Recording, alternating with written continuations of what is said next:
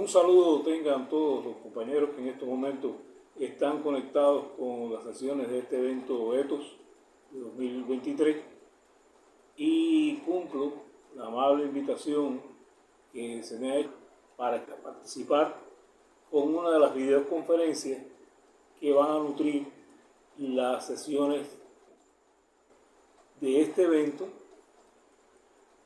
que se va a extender por varias semanas y que va a poder ser recuperado posteriormente y el podcast del mismo. He escogido como tema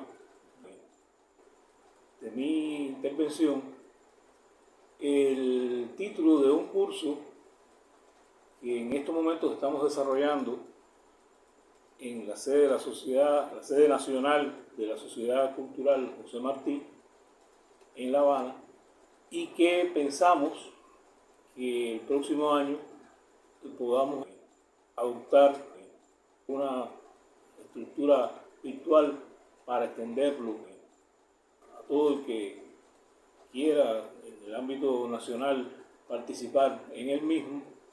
La conferencia ha adoptado el título del curso, la bioética en el umbral de un cambio de época, porque efectivamente somos partícipes de un profundo cambio de época, de una recomposición de las relaciones humanas, de las relaciones institucionales y de las relaciones tecnológicas con la naturaleza. Por esas razones, consideré oportuno que en este evento, en realidad felicito por el esfuerzo que hacen los compañeros de la Universidad de Ciencias Médicas de Guantánamo y en particular el ingente trabajo de mi querido amigo Carlos Sin Castillo. Quise que la contribución fuera en esta cuerda, en este sentido amplio, y que espero les sea de utilidad. El mundo se encuentra inmerso en una grave crisis, y una crisis que es multidimensional. Esta crisis multidimensional del capitalismo transnacional se expresa en diferentes dimensiones. Indudablemente hay una crisis económica y paralelamente también hay una crisis social y cultural, hay una crisis en el orden político, en el orden sanitario y en el orden ambiental. Yo me voy a referir a estos elementos y después cómo se revierten en aspectos o matices concretos en el contexto general de esta crisis que sufre el modelo de capitalismo transnacional que predomina en las relaciones internacionales, y tanto desde el punto de vista económico, social como político. Esta crisis estructural multidimensional afecta yo lo voy a ejemplificar en 6 vertientes o aspectos fundamentales. Primero está el problema de la alimentación y la garantía de la alimentación. Después voy a hablar de la estabilidad laboral y de dignidad del trabajo como fuente de bienestar y como derecho humano. El acceso a la educación y a la atención de salud. El mantenimiento de la seguridad pública y la paz. El disfrute de una cultura genuina sin imposición de símbolos, de una llamada cultura de masas. Y la conservación y la protección del medio ambiente y las condiciones ambientales para la supervivencia y la reproducción de la vida. Estos son los 6 aspectos que yo voy a tratar de desarrollar y comparar los datos pre-pandemia y previos a 2019 con lo que ha sucedido de 2019 para acá. Vamos a empezar por el derecho humano a la vida y la esperanza de vida al nacer. Si bien durante los años de pandemia hubo un decrecimiento de la esperanza de vida, lógico por la mortalidad incrementada por la alta letalidad que tuvo esta enfermedad en determinadas regiones del mundo. En 2022 hubo una recuperación hasta los 72,2 años de esperanza de vida al nacer. Pero esta recuperación, aquí lo podemos ver, como los países de mayor expectativa de vida en el mundo se sitúan en lo que se conoce como el norte industrial. Lo que se avisora para las próximas décadas es que estas desigualdades se van a seguir profundizando. Y en 2040, estos países que ya hoy tienen una esperanza de vida mayor, pues la seguirán incrementando. La mortalidad infantil es mucho más marcada en los países del sur global, sobre todo en el África en general. Si comparamos los países de menor y de mayor mortalidad infantil, se repite, como es lógico, la misma situación que con la esperanza de vida al nacer. Yo he tenido oportunidad de hacer colaboraciones académicas en Yemen y en Angola y constatar en la práctica cómo las condiciones y los determinantes en salud explican por qué estos indicadores son tan graves en estos países, e inclusive la estadística sanitaria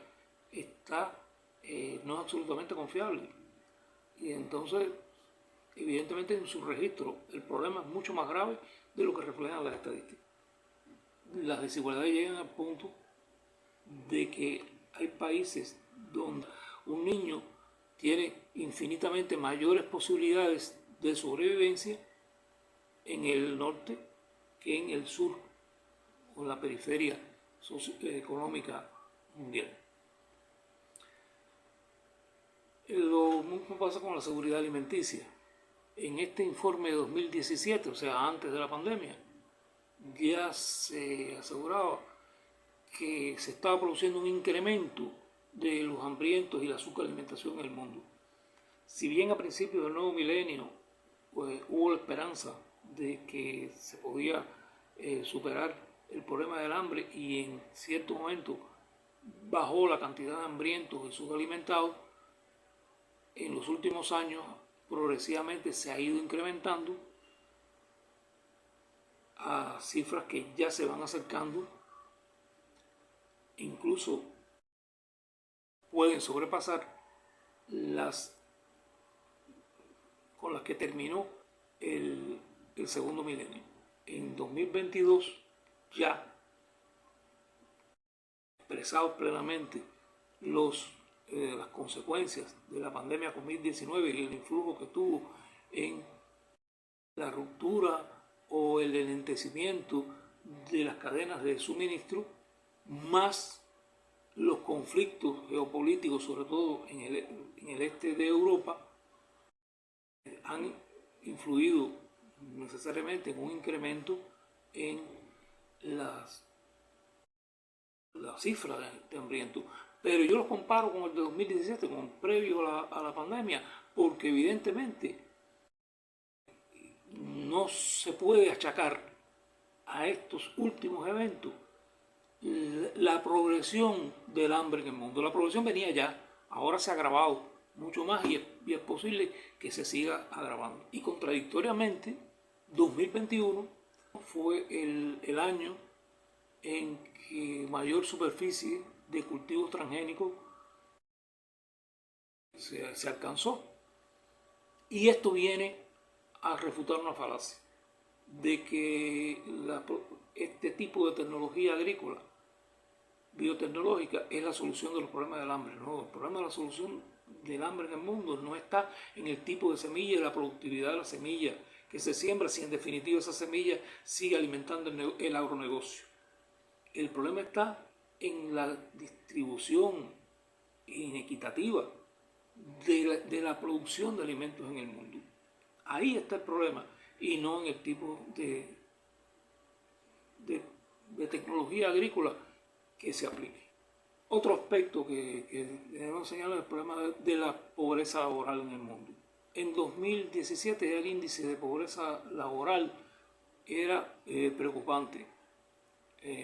Los que en los países desarrollados o de economías medias, la pobreza laboral estaba en alrededor de un 25% de la población laboralmente activa, mientras que en las economías emergentes, eufemísticamente llamadas economías emergentes, era muy superior, era de más del 65%, 67,9%. El desempleo a nivel global representa el 5,8% de la población laboralmente activa. 1.400 billones de personas tenían un empleo precario, o lo que constituye más del 40% de quienes tenían una ocupación laboral. Es decir, que quienes tenían una ocupación laboral en general no tenían empleos de calidad. En 2020, 30 millones más de adultos cayeron en la pobreza extrema con relación al escenario prepandémico. Y en 2022 se pronosticó un déficit de 52 millones de puestos de trabajo a tiempo completo. Es decir, que la informalidad del trabajo viene ganando terreno. Igual pasa con el derecho a la educación y la cultura, sobre todo en las zonas de conflicto y en los países de economía subdesarrollada. Es más incisivo este problema, y sobre todo en el género femenino. Las desigualdades no solo están relacionadas con la pobreza, sino también están relacionadas con el género. Si eres pobre y además mujer y además de etnias que generalmente han sido discriminadas o que tradicionalmente han sido discriminadas por las élites, pues esta falta de acceso a la educación y a la cultura en general se incrementa. Y hay una cuestión muy marcada: el acceso a los niveles superiores de educación, el nivel medio y el nivel superior, en los años venideros va a ser mucho más limitante. La brecha entre los países en vías de desarrollo y las economías moderadas o altamente desarrolladas se prevé que sean mayores que las que existen en la actualidad. Es decir, que en los años venideros esta situación va a empeorar. Igual pasa en el derecho a la salud. En más de 400 millones de personas en el periodo prepandemia carecían de acceso a los servicios básicos de salud, lo que explica los resultados terribles que esta crisis de salud pública generó en muchos lugares del mundo. Es decir, que encontró un escenario propicio para que su influjo negativo fuera mucho mayor y causara un desastre realmente socioambiental. Claro, en esta situación de déficit en la prevención de enfermedades y del control medioambiental, es evidente que las enfermedades transmisibles, sobre todo los transmisibles por vectores, como es el caso de la malaria o la fiebre amarilla o el dengue, tengan un mayor influjo en esta región. Fíjense que hay prácticamente un cinturón de paludismo y el mismo cinturón se reproduce en el dengue. Es decir, porque es que las condiciones que favorecen uno favorecen otro, porque los vectores son similares. La migración por motivos económicos ya en 2015 superaba la migración que se había producido durante la Segunda Guerra Mundial. Esto que estamos viendo hoy con los conflictos con el conflicto en el este de Europa, que ha producido una gran migración del este al oeste dentro de la propia Europa, y lo que se avecina, se prevé un explote de la migración del sur al norte. Es decir, que esto que está ocurriendo con los conflictos de hoy ya venían por la influencia del colonialismo en sus esferas de influencia y los conflictos regionales anteriores a estos de la actualidad. El conflicto en Siria, el conflicto en Libia, el conflicto en Yemen. O sea, hay varios conflictos anteriores a la pandemia, o que se venían desarrollando desde antes de la pandemia, que favorecieron esta migración. Pero es que, aparte de los conflictos, la situación socioeconómica y de explotación y de no superación de la neocolonialidad es lo que ha influido enormemente en estas masas migratorias, que lo hemos vivido también en América Latina, las desigualdades, el continente más desigual del mundo, y estas cordilleras de migrantes que se desplazan del sur al norte. Hemos visto los conflictos que se están desarrollando en la frontera entre México y los Estados Unidos, que es la llegada, la arribazón de estas oleadas de migrantes, por lo menos en nuestro continente, y el gasto militar increciendo. Imagínense estas cifras que ya venían, ya en 2017, las cifras del incremento del gasto militar eran preocupantes. En las de 2022 han sido exponenciales, sobre todo alimentados por el conflicto de Europa del Este. Otro problema que se agrava es el uso de las nuevas tecnologías de la información y las telecomunicaciones. O sea, estas hipertecnologías disruptivas que vienen a inmiscuirse en la cotidianidad de la vida y que indudablemente establecen una brecha mayor entre los países que más desarrollo tienen, que producen estas tecnologías, y los que son consumidores de estas tecnologías y solo tienen acceso a las aplicaciones, no precisamente a la generación de las mismas. Y está el problema de la imposición de símbolos. La imposición de símbolos es el intento de destruir las culturas locales o de subvertir las culturas locales a favor de una cultura de masas que promueve el consumismo, que promueve patrones de vida y de éxito que se corresponden con determinados contextos históricos y culturales y que no pueden ser impuestos al mundo en general, como se pretende. Pasamos al último aspecto, que es el de la crisis ambiental en todas sus manifestaciones. Por ejemplo, la contaminación del aire, la contaminación atmosférica, está teniendo cotas impresionantes. 2014 fue un año récord en cuanto a la contaminación del aire. Sin embargo, en 2022, cuando parecía que producto del decrecimiento de la actividad económica como consecuencia de la pandemia COVID-19 iba a producir cierto control de la contaminación ambiental, pues ha sido los años en que los tres gases con efecto invernadero se han incrementado en su conjunto. En particular, el gas metano ha sido el que más ha contribuido a este incremento. Es decir, que lejos de disminuir, la contaminación ambiental se ha incrementado. Igual pasa con el calentamiento global.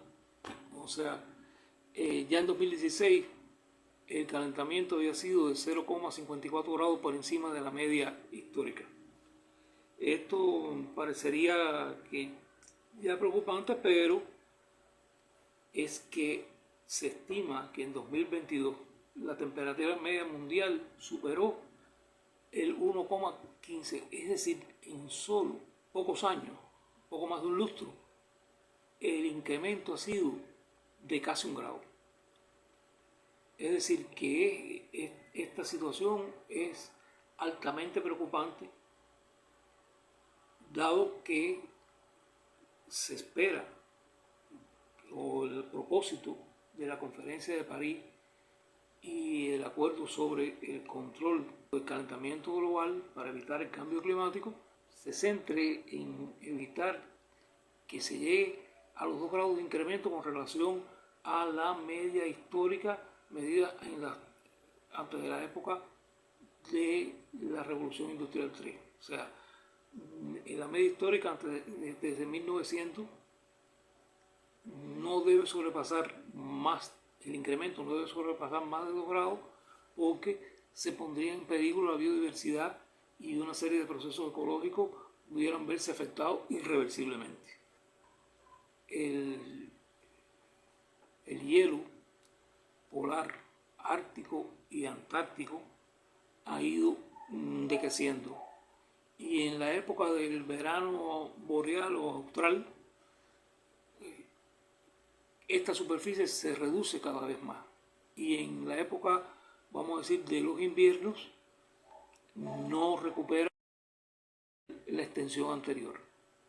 Esto ha provocado que entre 2021 y 2022 la pérdida de los glaciares haya sido notable.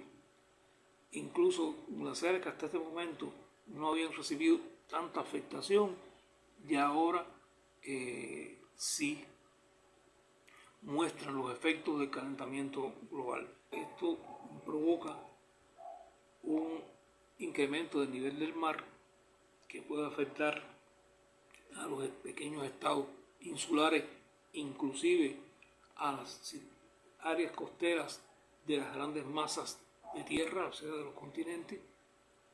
Y este calentamiento, sobre todo de la, vamos a decir, de la parte superior de los océanos, pues trae consigo afectaciones graves a la fauna marina, a la fauna y a la flora marina, que pueden tornarse irrecuperables. Tenemos el caso de la gran barrera coralina, que está al oriente de Australia, importante para el desarrollo de la vida marina, no solo de esa zona, sino del mundo en general. Esto hace también que se produzca un fenómeno que es llamado de extinción local. Es decir, que hay una migración de especies hacia otros hábitats y cambios en sus hábitos de vida, de alimentación, de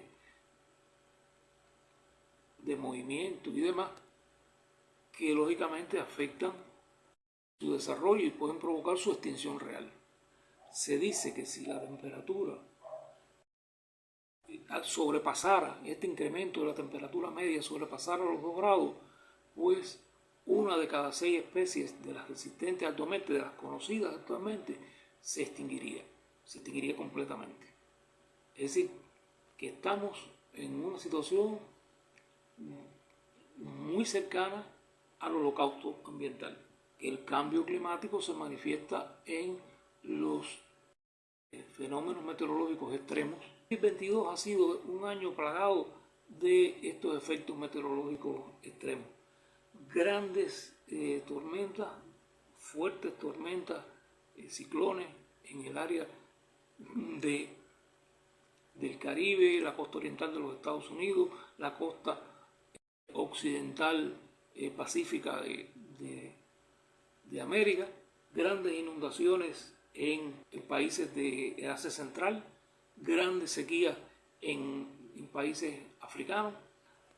También se han dado olas de calor extremos, que en un lugar generalmente poco cálido, como es el caso de Londres, se han dado temperaturas de 40 grados.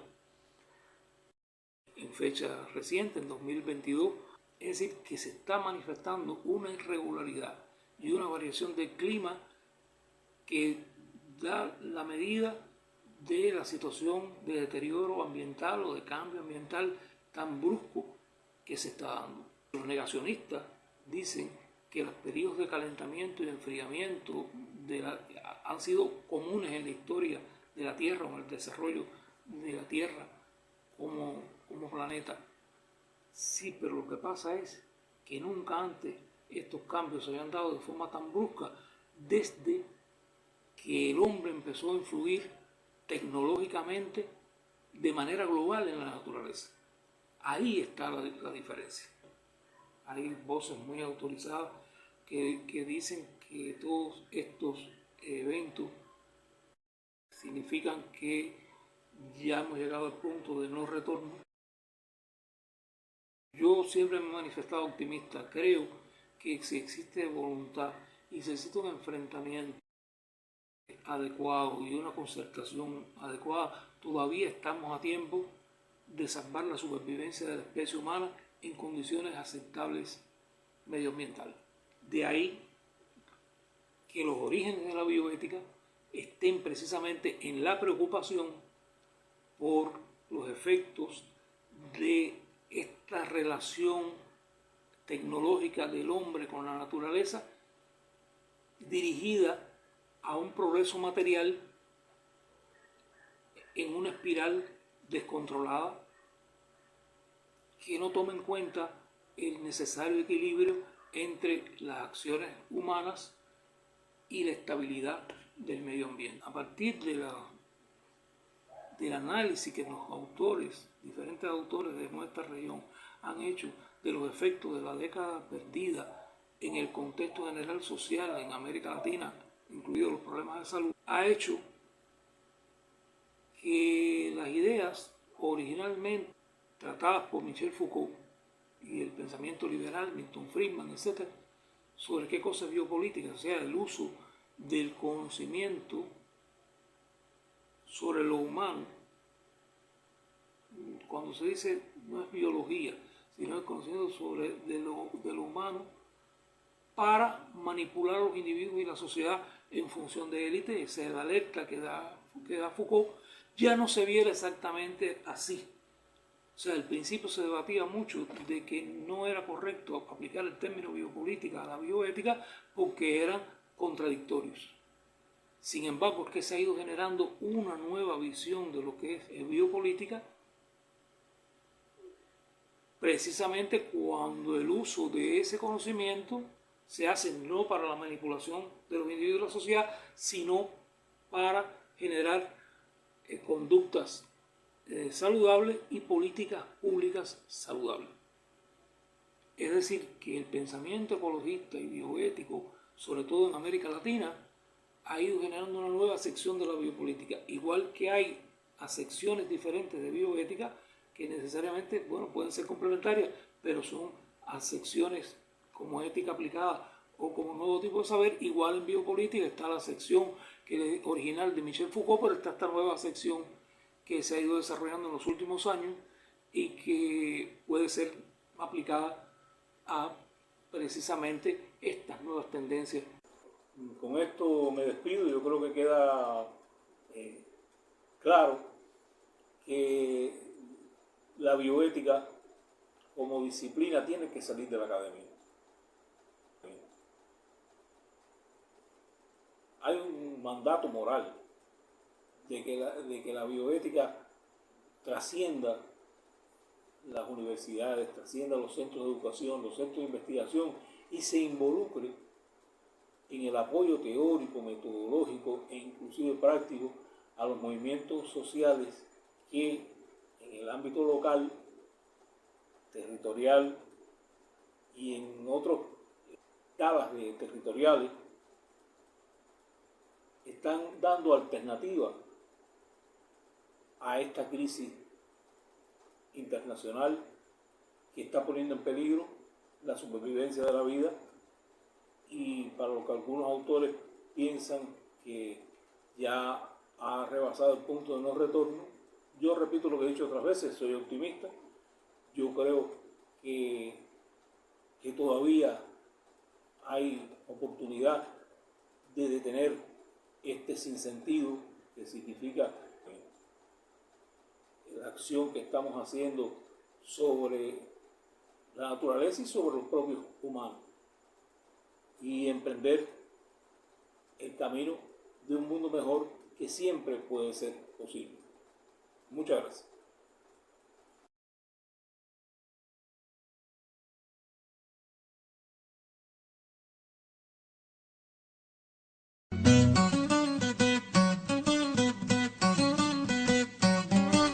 Cuánta